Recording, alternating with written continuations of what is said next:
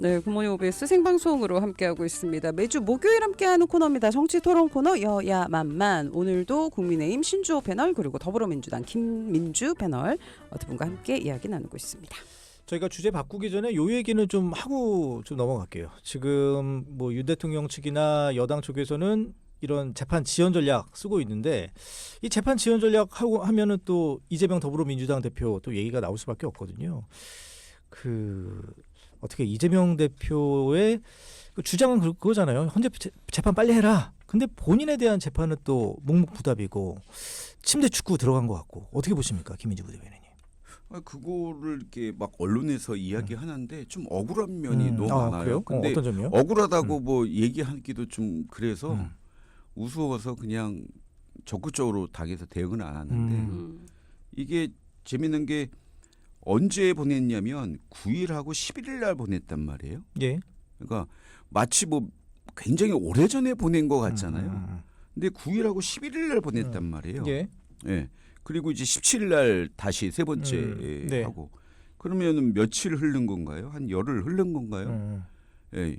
열흘도 아닌 것 같은데 한 8일 된 것 같은데. 지금 19일이니까요, 오늘. 예. 근데 뭐 저기 원래 또 17일 날 마지막 세 번째는 2주가 흐르면은 자동으로 공시 송달된 걸로 쳐요. 받지 않으면 네. 홈페이지에 그러면은 올려놓고 아무리 뭐 늦어져도 열흘인데 열흘 사이에 무슨 큰 재판이 지연되고 큰 뭐 계략이 있었겠어요? 열흘도 아닌 사이에. 근데 좀 예, 그리고 아주 통크게 좀 사실은 받으시지 그러셨어요. 아니 잘은 모르는데 바쁘셨나? 이사 가셨다고 하니까.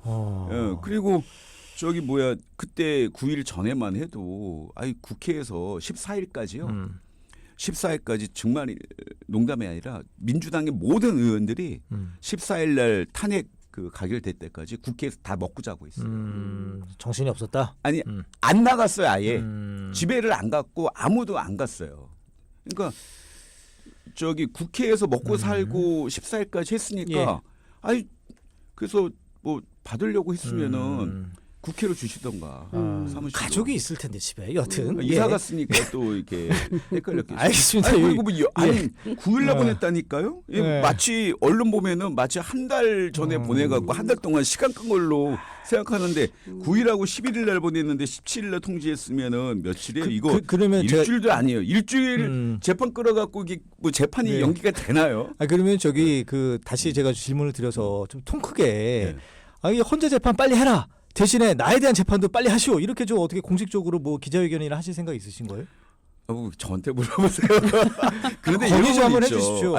이런 건 있죠. 아니 어차피 지금 외람되지만 뭐 이게 대선 이야기를 또 당에서 조심스러워서 그다음에 우리 당에서 그런 얘기는 해요. 지금 대선 얘기 하지 말고 이재명 대표 얘기 하지 마라. 국민들한테 굉장히 오해를 사거나 건방져 보일 수 있다.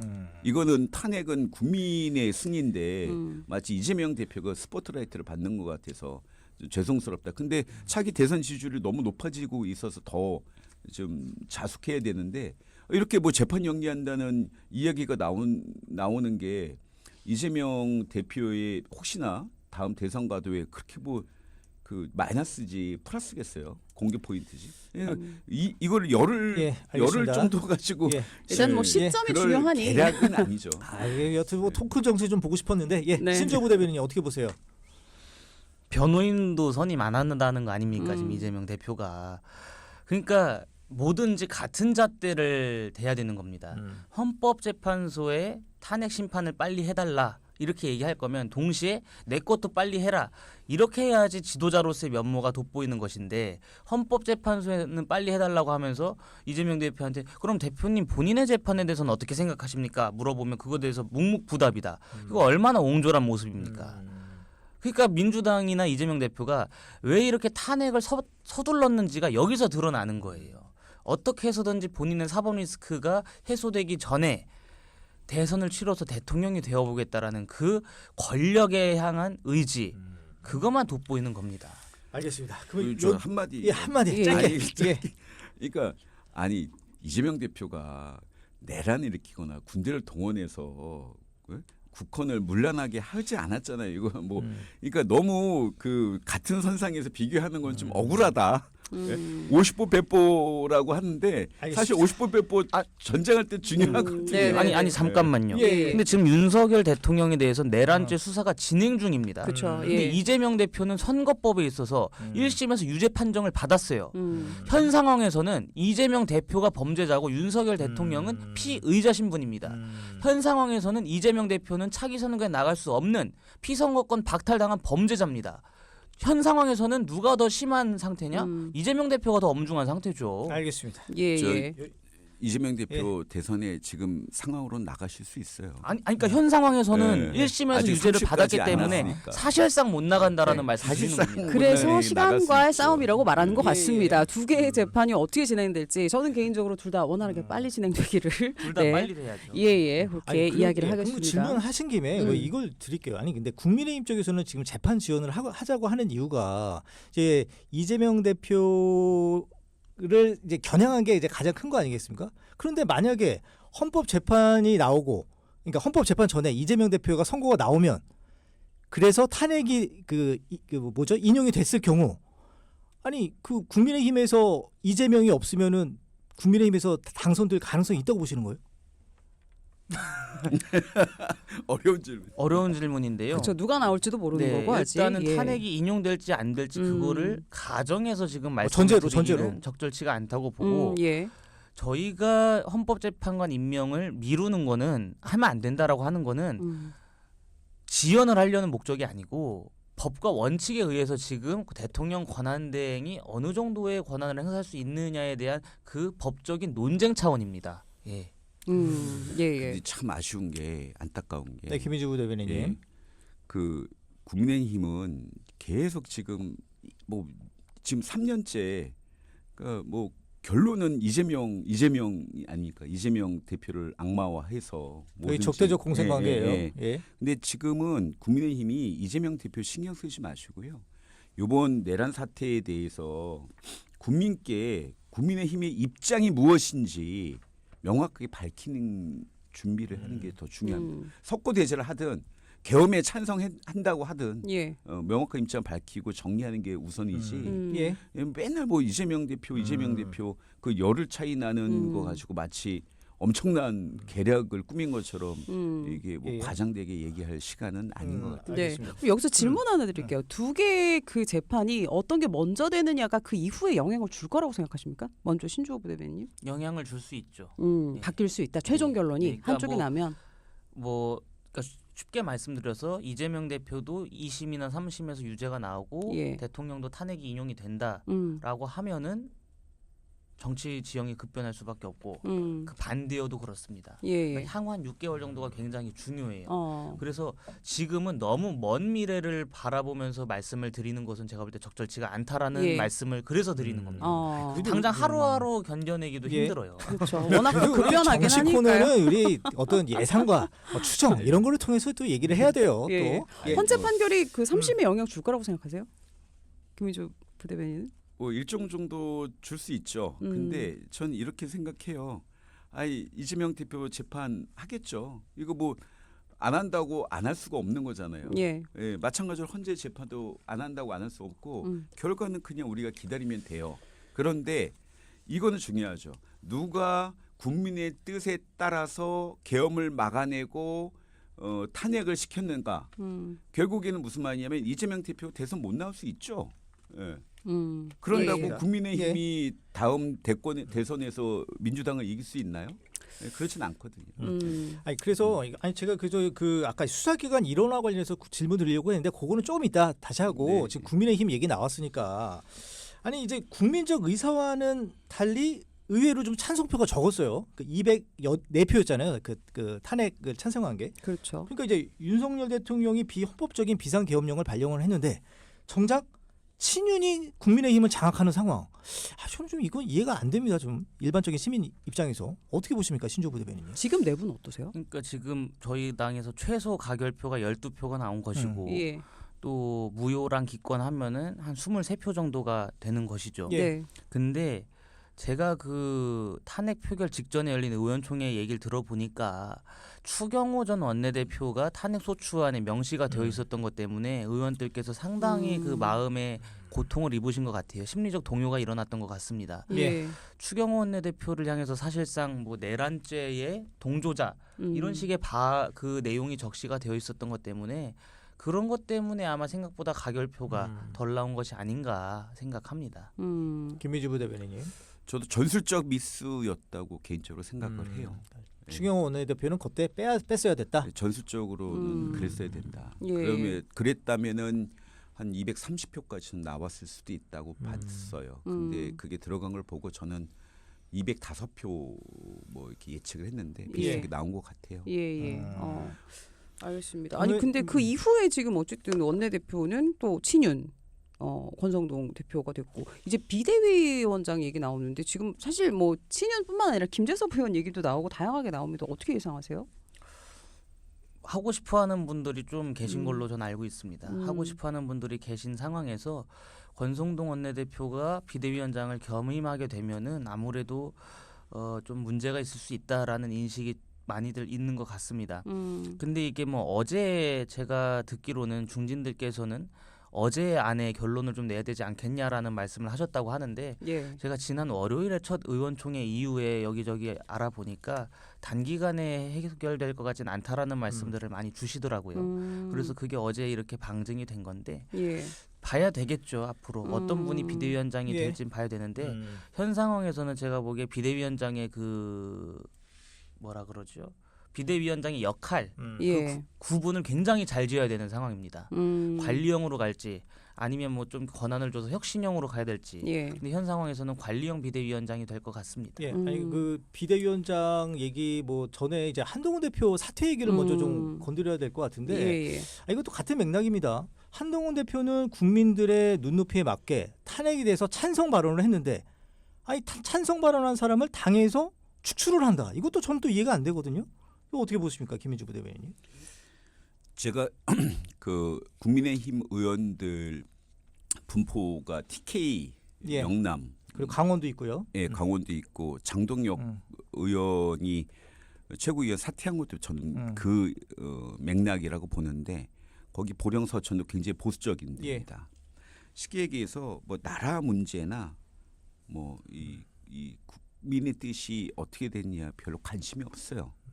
예, 지금 국민의힘 의원들이 왜냐하면 아직 본인들의 선거는 3년이나 남았고 지역은 이 보수적이기 때문에 그냥 가만히 있어도 공천만 받으면 당선이 되고 대통령이 이재명이 되고 민주당이 대권 갖건 아마 관심 없을 겁니다. 예. 지금 아마 지역 가서 송년회에 참석하는 데에 더 관심 많을 거예요. 그러니까 네. 이런 거죠. 그러니까 이제 총선이 거의 4년이 남은 상황에서 솔직히 이런 거 아니겠습니까? 그러니까 의원들의 최고 동목은 뭐 정권을 잡는다기보다는 그러니까 여당이 되기보다는 그 리일렉션, 그러니까 재선이 되는 게 최고 동목이잖아요. 네. 그런 차원에서 보면 4년 후에 있을 선거에서 나는 탄핵에 대해서 그러니까 탄핵에 대해서 찬성하지 않았어라는 일종의 그 어떤 그 배신자 프레임, 요걸 더 씌우지 않으려고. 뭐 일부 그런 것도 있고요. 정확하게 윤상현 의원의 말이 예. 정확한 심정일 겁니다.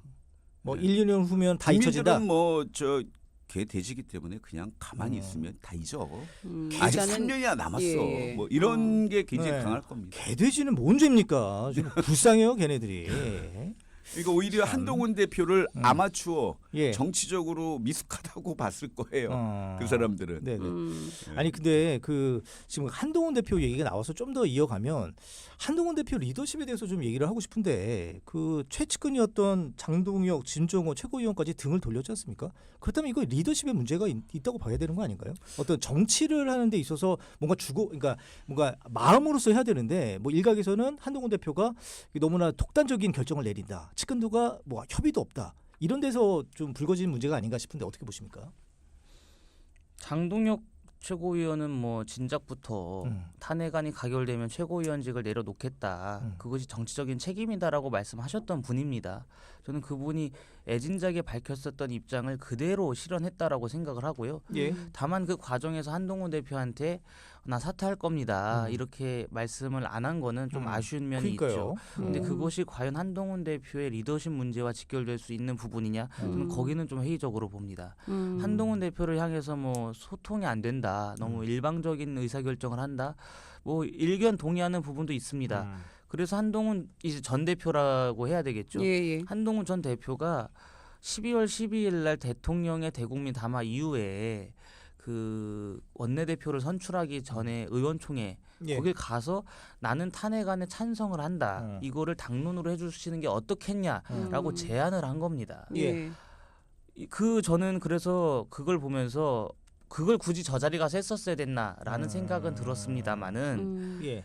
나를 한동훈 전 대표 본인을 향해서 주변에서 제기하고 있는 그런 비판들 너무 독선적이다, 일방적이다, 소통이 없다라는 것을 염두에 두고 그것을 신경 써서 저는 의원총회장에 가서 말씀을 하셨다고 봅니다. 그러한 것들은 이게 고쳐져 나가고 있고 개선되어지고 있고 긍정적인 방향으로 가고 있었던 상황이었어요. 다만 그러한 것들을 다 뒤로 하고서 그 탄핵 가결 직후에 의원총회에서 이 친한계라고 불리는 최고위원 두 분이 한동훈 대표와 그 어떠한 상의도 없이 혹은 또 그 어떠한 통보도 없이 일방적으로 사퇴를 통보하고 사퇴하겠다라는 입장을 밝힌 것은 한동훈 대표의 리더십과는 무관하게 그 두 분의 인격적 자질의 문제입니다. 내부적으로는 또 그렇게 판단하시나 봅니다. 네. 예. 김민주 부대변인님. 일단은 저 한동훈 대표 잘했다 못했다 보기에는 그렇고요. 예. 고생했다. 어쩔 수 없는 한계를 노출했다. 특히나 그 급한 성격 그리고 모든 정치를 그 대화와 타협, 협의가 아닌 검사 시절의 어떤 승부로 보는 거는 윤석열하고 비슷했다. 그러다 보니까 성급한 성격 때문에 호떡 뭐 뒤집듯이 왔다 갔다 한 거 아니에요.